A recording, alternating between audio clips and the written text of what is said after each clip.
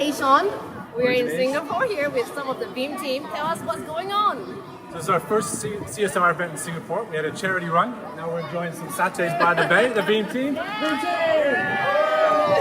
team! So we had a run. We raised $750 from Veeam team members. Veeam matching $1,500 for the Make-A-Wish Foundation. Great foundation, so making a big impact. Thank you so much. And what other Veeam Cares initiatives have you supported this year in APJ? APJ, we've been very busy. We had classroom painting in KL, Red Cross blood drive in Australia, New Zealand, built bikes for kids in Chiang Mai at Partner Summit, did a social experiment in Cambodia, helping out a village. So I've been very busy in CSR. Awesome, awesome. And why do you think that it's important for employees to take their 24 hours of Veeam Cares?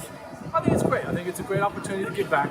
If you can do it together as a team, even better. Veeam Cares. Veeam Cares. Thank you.